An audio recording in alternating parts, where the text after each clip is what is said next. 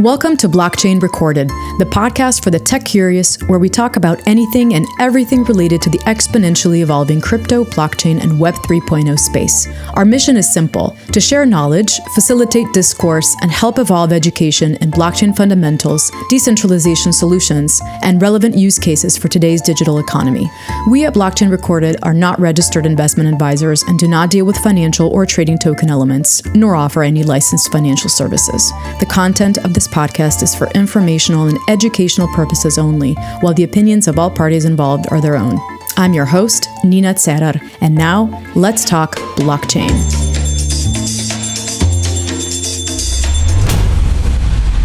Before I introduce our guest today, I'd like to remind our listeners to follow us on Twitter, where we pre-stream each episode on Twitter Spaces the day before publishing on all major podcast platforms. For the platform list, visit our website, blockchainrecorded.com. In addition, Blockchain Recorded Podcast is a proud media partner of the upcoming Blockdown Portugal and Istanbul Blockchain Week events. For further event information, speakers, and ticket details with available discounts, check blockdownconf.com and istanbulblockchainweek.com. This episode is dedicated to the Web3 Stronger Together ecosystem initiative and its first virtual summit, which took place between March 1st and March 4th, 2023 in Evveland's Metaverse, a virtual platform uniting several hundred Web3 leaders and thinkers, over 100 projects and speakers, and over 5,000 attendees from across the world.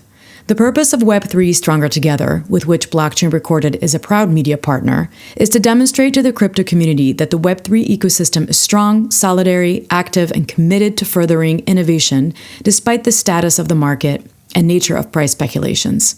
It emphasizes the importance of fairness, inclusivity, diversity, and sustainability to furthering healthy Web3 fundamentals.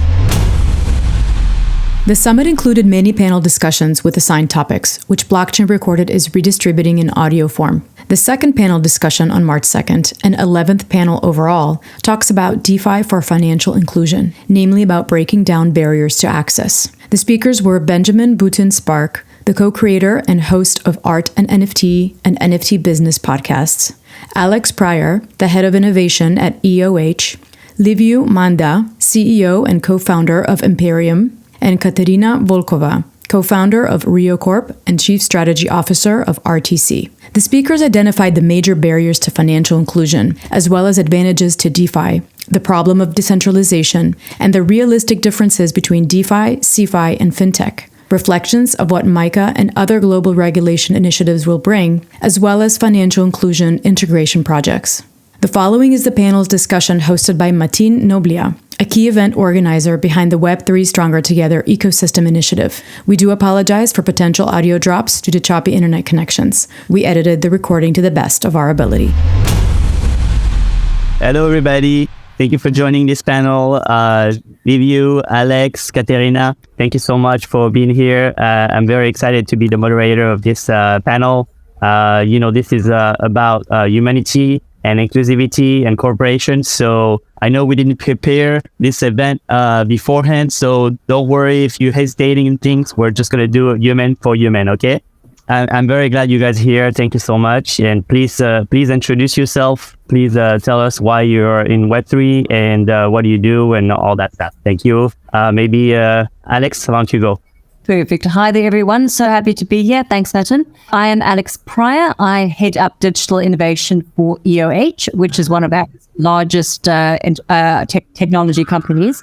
In addition, I'm a founding member of the World Metaverse Council, and I am also the founder and CEO of the Africa Web3 Revolution, which aims to support, promote, and connect African businesses within the emerging tech space and really raise the profile of Africa globally within the tech space. I've been within the Web3 space for, I think, probably 3 or 4 years now, but very much from a corporate perspective for the past 2 years. And it's really wonderful to be here and to be chatting about a topic that I'm really very passionate about, because it affects so many people on my continent very, very greatly, and stands to really look at how mass adoption for Web3 can actually take place in a practical manner.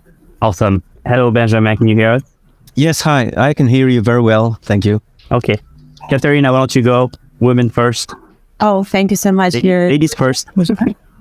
We're gentlemen. Well, my name is Katerina Volkova. I'm co-founder of Pryor. It's one of the DeFi projects that basically are also pretty innovative from the tech side and also from security side, I could say, in a certain way. And I'm also Chief Strategy Officer at From the Chain. At From the Chain, we are helping projects Web2 and Web3 projects to join Web3 to thrive in Web3 via our marketing and PR services. And also we have certain incubation services for some projects that we are selecting. We also have a small fund where we select the projects and helping them not only with the money, but I could say it's smart money. In this case, it's more about like helping the projects not only response, but also to thrive in this space with all our connections. And by joining Web3, I think, it's been a while. It was like 2016, 2017. And I've been working with different funds, mostly in Europe, Middle East, and also Asia. And I've been helping funds in the beginning. Later on, I started to advise projects as well, because before Web3, I was helping real businesses to explore, let's say, the market, to go abroad for the market, to penetrate other markets. And I think that Web3, it's very promising. It's like, I know when Web 1, Web 2 appeared, like everybody was talking just like, okay, that's the end. We have it. We reached it. But now we have Web 3, and I think it's just the beginning. And we will see so many technologies that would help and that are already helping the world in different cases. Awesome. Liviu? Yes, thank you, Mattin. Hello, everyone. I'm very glad to be here with you and be part of this initiative. So my name is Liviu Manda. I'm CEO of Imperium. I am also one of the 3 co-founders. Imperium is a platform which aims to provide the transparency, security, ownership, and exposure to the top cryptocurrencies in the world. We offer a series of index funds for our users, and the services that we will provide comply very, very well with the theme of this panel, offering to everyone a chance to be financially included in Web3 and DeFi space. I started in Web3 and in crypto in 2017 with some investments. Back then, it was that mania phase, and I experimented my first bear market. But gladly, I stayed in the space and I did a lot of research. And in 2021, in February, so 2 years ago, I started working at Imperium with the other two co-founders. And what I wanted to say, and maybe explore a little bit later in the panel, we will be discussing about barriers to access for the users. But also as a founder, you have a lot of barriers to access the Web3 space, because it's a very new space. And I'm glad that I think most of those barriers for us as founders have been broken down, and somehow we have a clear path right now with what we need to do. And I'm very looking forward to have this panel discussion with you, and thank you for this chance, Mattin. You're welcome. I like your house in the background. Thanks. Benjamin, why don't you go now? Yes, hi, Mattin. Behind is my real house. Yes, I like it. This is my real house also, Benjamin. Can we trade? You can trade. So I co-created 2 podcasts in French. Sorry, guys. One called Art and NFT, and the other one is called NFT Business. So it's not only about NFTs, it's about Web3, but then you see the difficulty to find a real good vocabulary about Web3, because it's blockchain, crypto, NFT, Metaverse. And let's say Web3 is nice. It's the best way to describe it. So I'm doing podcasts, and I have a training company also. And we train individuals and companies on Web3, technologies and outcomes for their company. And I've been asked more and more about DeFi recently. I think it's about maybe for the last 6 months, I have recurring people asking me all the time about DeFi. They want to know more. So I've been trained on DeFi at Alira Blockchain School, which is the only French school that can teach you really technological stuff on Web3. And I was totally, I'm completely amazed by DeFi because it's the way to empower people. And as you get more and more into Bitcoin and you understand that it's a probable next currency, or I would say an alternative currency, then you understand how DeFi, decentralized finance, could be an alternative way of lending money, borrowing crypto, having more services thanks to crypto that usually would be only reserved to banks. And it's a way to become our own bank.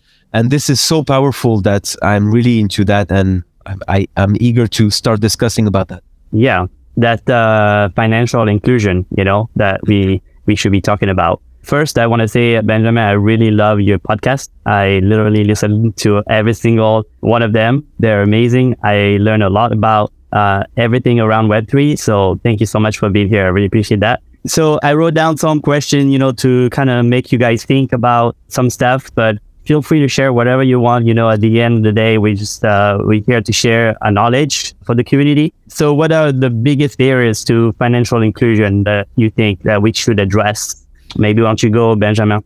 Well, if you really think about it, I believe strongly that the system was created to get the people out of the system. I believe the system is created in order for banks and financial institutions to have power on the individuals. And you can see that as the system, you can see that at school. Basically, in school, you never learn how to manage your money. Basically, what is money? Basically, how can you get more power with money to make things, not just to accumulate money, which is ridiculous, but to use money as a mean to get your life more, I would say, more exciting, maybe to create more projects with money. So you can see that in the whole society system. And all of a sudden, crypto tells you that you could manage your own crypto with your wallet. Then you can also borrow crypto from a DeFi protocol. And then you can also exchange crypto out throughout the world with almost no fees and no institutions. So that's, really huge. If I would like to chime in. Yeah. You want to add? Yes. So I think one of the biggest barriers to financial inclusion, as Benjamin said, is that it's a system that's not designed for people below a certain income line. The reason I was looking to the side now, if you noticed, was that I was checking my stats, and about 1.7 billion people on this earth are currently unbanked. They do not have a bank. So from a financial inclusion perspective, I know here in South Africa, one of the requirements in order to become a customer of a bank is you have to prove your address. But by the same token, we have, several million people living in informal settlements where they do not have an address that they can prove. You have to prove your address. So you can't have KYC, know your customer, without having the ability to prove where you live, for example. They may not have an ID. If you think about migrants between countries, at least sort of illegal migrants who are not technically allowed to be there, they cannot be part of the central financial system. But same token, DeFi, and I'm sure we'll chat a bit about the fact that there isn't legislation yet around it, which is something we need to be cognizant of. But where the DeFi actually stands to cause mass adoption within this Web3 space is that you don't need to have that interaction with central authority to be able to use it. Within Africa, we've been using mobile money on our cell phones that does not require the banks since 2007 with a non-blockchain currency called M-Pesa. So one of the things I find really exciting is the fact that for groups of people who most people don't take time to consider, they're already in the system that is actually pricked for this. This next step is just to move them onto a blockchain-based currency rather than a non-blockchain-based currency that's controlled by a central entity. So DeFi stands to be able to include people, but in a way that you don't have to understand the blockchain. I think, as Benjamin, you were saying, there are all these terms, but I keep saying you don't have to understand an engine to be able to drive a car. You don't have to understand how to write an application in order to be able to use your iPhone. And by the same token, a person does not need to be able to understand blockchain to be able to use DeFi. And I think one of the barriers for DeFi is that we still talk too technically. For blockchain, we talk, DeFi, talk about decentralized finance. The average person doesn't know what this means. And as soon as we can start talking about it in a way that talks about the benefits rather than the technology, then we're going to get somewhere. Yes, agreed. Okay, but I agree with everything that you guys said, and this is the right approach to provide the people the opportunity to use DeFi and in a manner that is very simple and not get it to technical. But how can we avoid to make it centralized and have a centralized, decentralized finance? Because the more you want to make it decentralized, the more the risks will be there, and the people who are using that technology, it'll be more complicated. So I think that the correct way to do it is to be somewhere in the middle. And I think that for the moment, I don't know if we have a perfect recipe for that, or if you know a way to do that. But I like that we keep exploring. Now, in my view, everyone wants. Sorry, Katerina. Everyone wants the corporate money, but no one actually wants the corporates involved. And unfortunately, I don't think you can get both. And when you bring in central bank digital currencies, which is its own conversation, into the mix, it gets very, very interesting as what's going to happen. I think the biggest issue for DeFi is the fact that there is no legislation to guide countries, to guide organizations, and it also scares individuals. So I'm going to hand over to Katerina because she hasn't spoken yet, but it's something we really need to think about, and we know that the legislators are coming for this. But what it looks like, that will really define how this goes forward.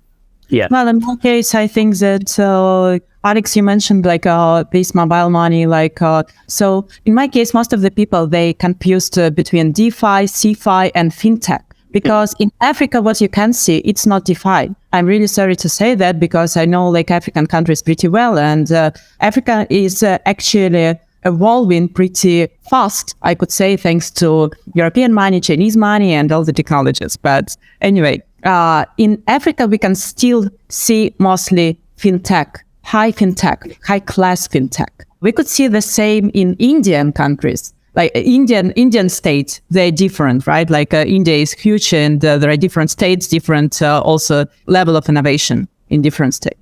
And all emerging countries, they're mostly on FinTech stage, or on CeFi stage, as we could see in Latin America, where lots of CeFi projects, centralized finance projects, invested a lot of money to promote themselves. So we could see lots of monopoly or oligopoly in these countries. And talking about DeFi, most of the projects who are calling themselves DeFi, decentralized finance, actually they're not decentralized at all, unfortunately, at this stage. It's not because they don't know how to be decentralized, but it's because, first of all, we are talking about legislation. Secondly, they're still on such an early stage that it's impossible to decentralize everything from the beginning. Yes, we could talk about DAO. We could talk about some possibility for communities to run, to help to run the project, but it's still not decentralized. And I know CZ also talking about Binance as it's decentralized, everything is decentralized, everything regarding the legislation. I have nothing regarding it, because no one is running the project. It's completely decentralized. But yeah, I agree. So just like Shivo too in the country El Salvador, which is supposed to be Bitcoin and decentralized, they still centralize it in a certain way. So I totally agree with what you say. Mattin, can I intervene? Sorry, I don't like the word decentralized. I agree with all that. It's nothing's decentralized. What I would say is DeFi actually is a finance with smart contracts. Smart contract is just a software. So I would say it's finance made by a software, and a software that anyone can design, because on Ethereum, it's, Solidity. I mean, it's kind of easy language to master. Maybe in a few months, you can master that, and you can create a smart contract for lending and borrowing crypto.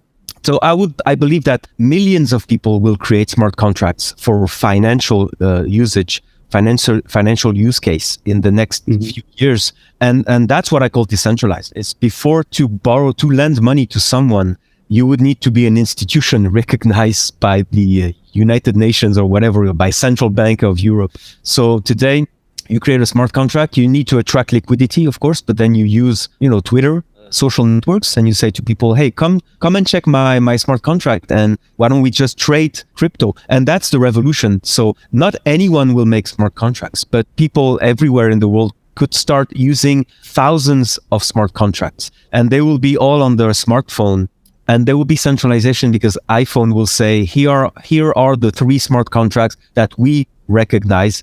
But I hope people will get more and more educated in that field, and then they will choose their own smart contracts.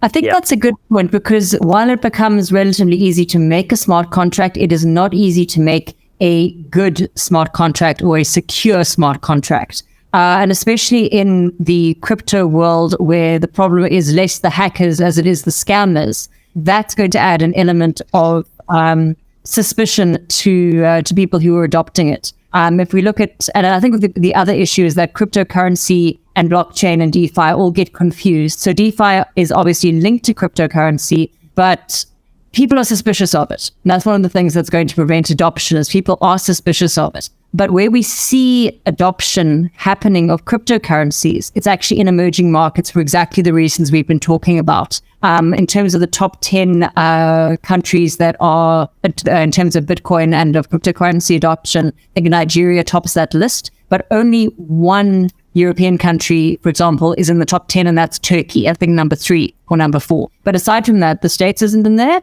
Pretty much none of the main countries in Europe are in there, but none of these so-called first world countries are there, which means that adoption is going to be happening in emerging markets. And that is going to be interesting because they work in a very different way to so-called first world countries. But yes, what happens with this and what happens with the legislation, because the legislation is coming. The banks are fighting for their lives, and the banks are lobbying the governments there. The governments are issuing their own central bank currencies. They don't necessarily want to compete against cryptocurrencies. Maybe that's the panel. I mean, how do you see that playing out? Because the other reason people don't want to adopt DeFi as opposed to, as Katerina says, something that's a bit more centralized, even if it's not a bank, is because is someone going to come and take my money next year because it's been made illegal? Yeah.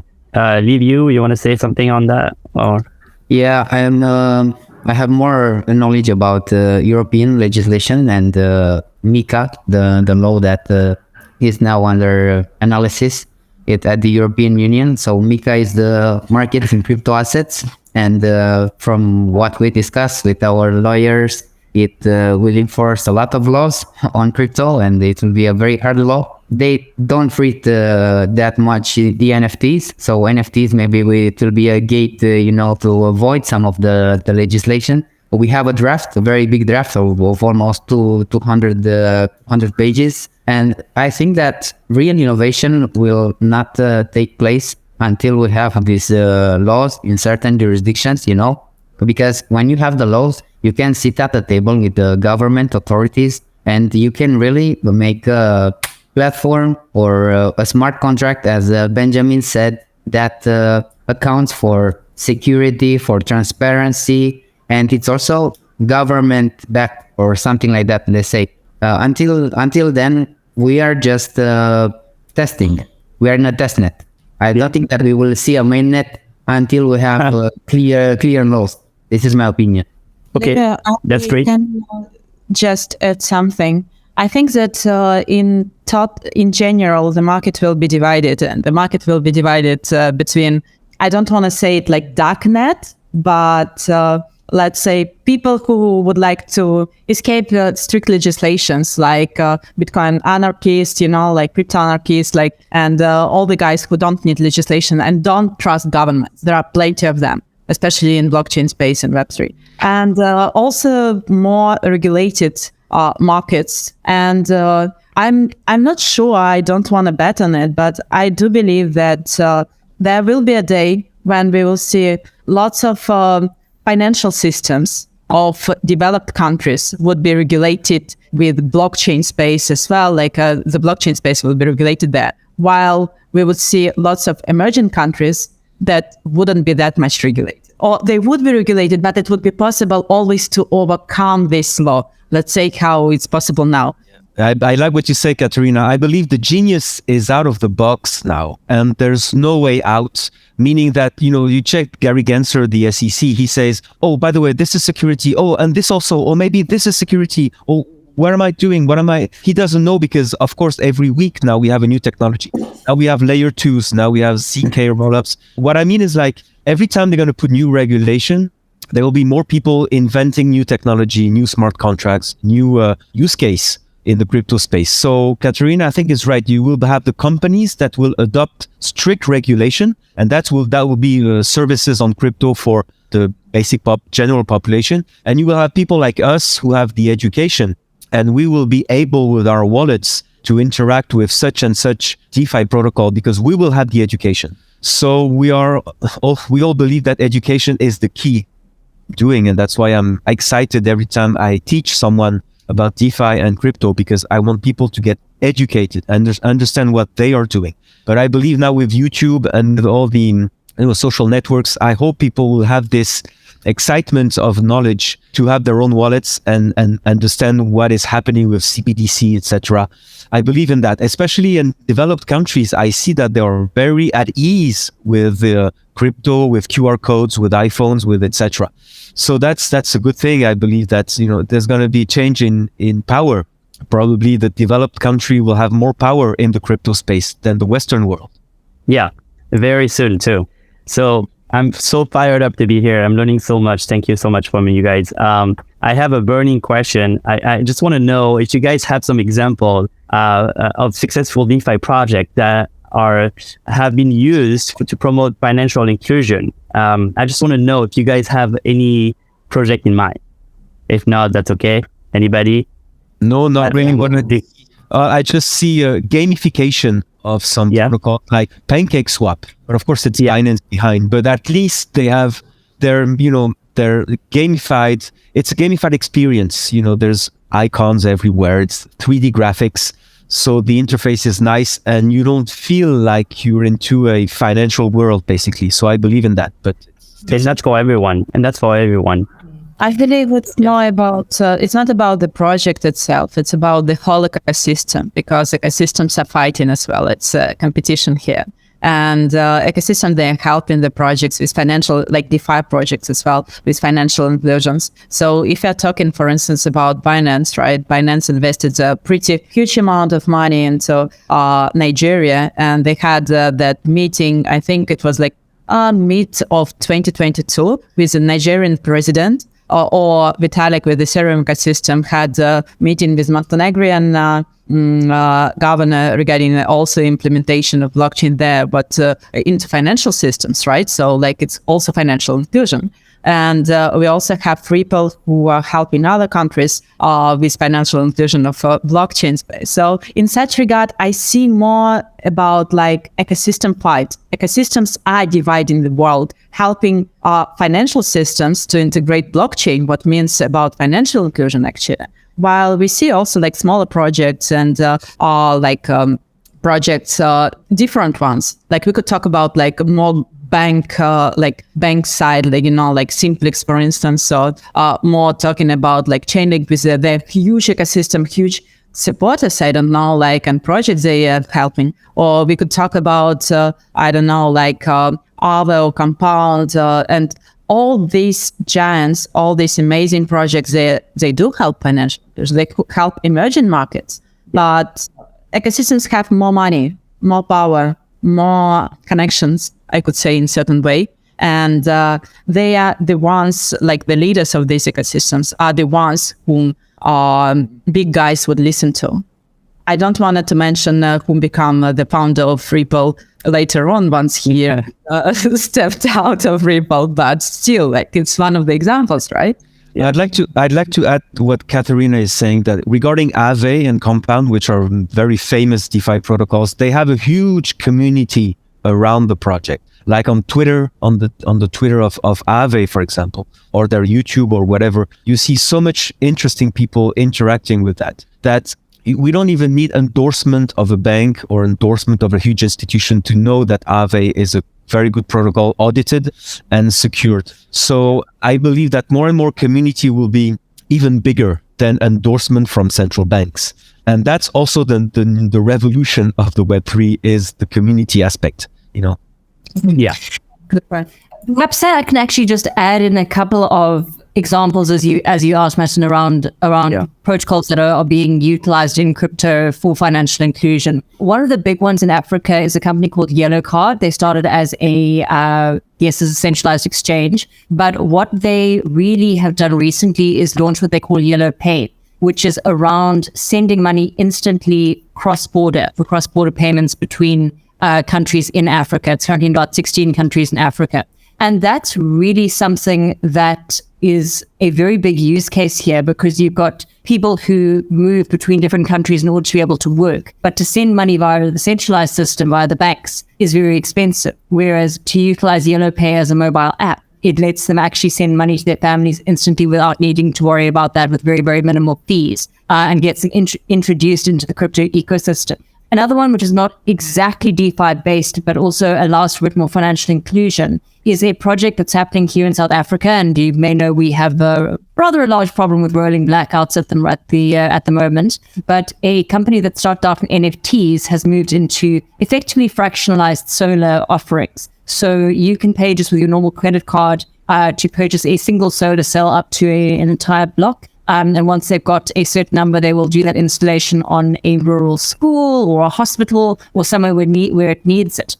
Because the excess power is fed back into the grid, there's a return on investment. So you receive this as an NFT. And as you said, an NFT is potentially a way to get around the DeFi legislation as it's coming at the moment. But it allows people to, for a very small amount, invest in something they wouldn't otherwise have been able to invest in, to gain a benefit, as in more power for our grid when we need it, and also to be able to trade that on the market. So it opens up a world for people that previously they weren't able to do. So, DeFi doesn't have to be traditional exchange, loan, stake. It can actually be something that's a little bit more broad, depending on how far out of the box you think. Yep. Yeah, and if I can add something, to what everyone said, when I thought about our theme for the panel discussion, the barriers, I defined three of the most biggest barriers that I observed in the space. First one is access to financial services. So if an individual want to access a borrowing platform or a lending platform or to earn interest on its holdings, it can be very difficult in some countries, especially in Africa or underdeveloped countries. And blockchain and DeFi offers let's say, a fair chance to everyone. And here I thought about Aave, which you already mentioned, and also Yearn Finance, which is also quite big. The second one that I identified is cross-border payments that Alex said about yellow card in Africa. I didn't know about that, but I only identified Ripple. Fortunately, this is the only one that I came across. Either we like it or not. And the third barrier is that people need access to investment opportunities. So each and everyone should have a fair chance to have the ability to place an investment and to earn some interest on its economies, on its holdings, on its money. And here I thought about Compound and MakerDAO. These are the projects that I identified. In my opinion, these are the most biggest barriers. So if you identify some other ones, I'm really curious about. This is great, but also there's something I learned over the years teaching people how to earn passive income and earn interest, is that in some religion, you're not allowed to earn interest. So, that's also something to think about. Very funny, but we're almost coming down to the end of this panel. So we can't finish this panel without talking about regulation and regulators. So if you guys maybe want to chat about it or chat about something else, who wants to go? Well, I think everybody would agree that regulation is coming. Talking about I'm really sorry, just like one step behind, talking about that in some religions you are not allowed to earn interest. If you are talking about Islamic banks, then I'm really sorry, but there are lots of special projects already created in Islamic world who are helping with that. And Saudi people, they are also coming into blockchain space to solve different dilemmas. And Islamic banks, they are just operating on slightly different approach, but it's still possible to do that by another approach. So talking about, and it's also part of the regulation, right? Because they're all highly regulated. And talking about, let's say, regulation, I would say that in the future, for sure, like more and more we will see regulated markets, especially like in developed countries and countries who are developing now, but not emerging countries, but developing, right? We would see lots of regulation because they are basically following developed countries. And it's more about politics, I would say. It's not about actually people who would like to help financial systems, unfortunately. So that's my opinion. I don't know. Yeah, that's also my opinion. I have a very political view on that. And regulation is aimed at reproducing a system of who has the power and who is underlying the power. So it will be exactly that. And you can see that clearly in the USA. They try to start, implementing the same powering system, that who's going to be in charge and who's going to be under that. So in Europe, they try to do something, I think, more different because there are more countries. All the countries don't have the same interest or the same vision of who has the power. So of course, the central bank in Europe has the power, but now we believe that in Europe, they had too much power and they didn't do the job well. So power is going to go down more into the governments and the states, and crypto will help that. But check the regulation and you'll understand who wants the power. Yeah. Perhaps I could just sort of add an interesting related point to that. So while I in general think that crypto winter has been a fantastic thing because it gets rid of all the money grab projects, and the ones who stick around and build are going to actually be the ones who set the scene for the next revolution. From a crypto point of view, what it did unfortunately do, at least for developing countries, is it halted the adoption of Bitcoin as alternate currencies. So when El Salvador did it, everyone was watching with these big eyes and was just before the crash. And I think if we hadn't had that crash, we would also, Central African Republic have adopted it as an alternate currency. But the reason that a lot of these developing nations are looking at Bitcoin in particular as an alternate currency is to move away from the reliance on the US dollar. And as we see that sort of thing coming in, you're going to see more and more stringent regulation coming from the likes of the US government, coming even from the likes of the World Bank. Because as you say, it's about changing of power structures and people don't want to see the status quo changed. Perfect. We're coming down to the end. I just want everyone to get a chance to do a last thought of closing thoughts for this panel, okay? Go ahead, Alex or whoever. My closing thoughts on this is that basically don't forget that Africa's here. Yes, we tend to be the forgotten continent, but we are the second largest continent in terms of population, but Bitcoin adoption. And watch the space for mass adoption of this technology because people have already been using things similar. It's not as big a jump for the African continent as it is for everyone else. Katerina? Well, first of all, I would like to thank you, Mattin, for being our fantastic moderator today, and you're welcome. All the panelists, because it's, I don't know, like it's a pleasure for me to talk with all of you to discuss these important questions and talking about DeFi and also like financial inclusion. I could say that it's coming. It's coming. It's definitely coming in different ways, in decentralized way and also highly centralized way that might be marketed or PR'd as decentralized. And for sure, lots of innovation will be. And I'm just like looking forward for this fantastic future. And especially like if these DeFi projects would help not only themselves, but also would help the world and the international system, financial systems, that would be amazing. Perfect. Liviu? Okay, thank you. First of all, Mattin, as Katerina said, for being our moderator today. And thank you to my colleagues, Katerina, Alex, Benjamin. It was a pleasure discussing with you. And I want to end with some steps for the underserved persons who have watched us and who will watch us. I defined 5 big steps. The most important one, as Benjamin said, is to conduct research and educate yourself. And the second one would be to acquire some cryptocurrency. Why not? Because you will need it for any DeFi protocol. Choose a DeFi platform and the service after you conducted your research. Also take precautions because we saw what happened in the last couple of months or the last 6 months. And don't be afraid to seek guidance because what I see in this space is that people really want to help each other. And there are a lot of well-intended people as well as scammers, as someone previously said. But this shouldn't stop us from seeking guidance and trying to help each other to live in a better world. and offer a fair chance to almost everyone. Thank you again. Okay, I would say that every time you hear someone or a big institution tell you that crypto is difficult, it's only for the mafia and that blah, blah, blah.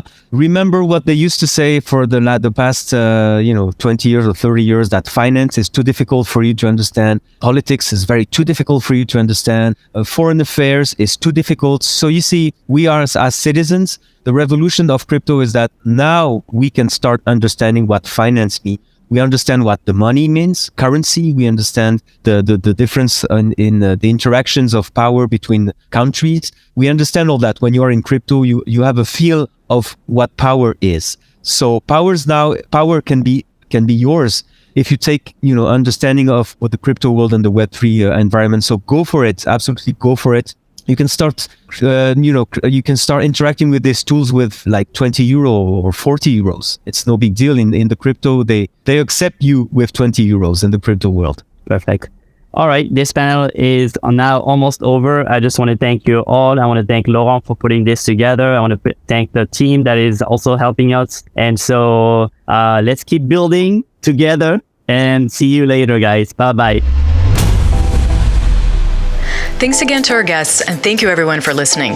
Thanks also to the Bariam music team for providing their music. You can check them out on bariammusic.com. All of the supporting information is on our website, blockchainrecorded.com. You can listen to us on Google, Apple, and Amazon podcasts, as well as on YouTube, Spotify, Radio Public, and Stitcher. You can follow us on Twitter and YouTube, where we are super grateful for your support. Stay tuned for our next episode.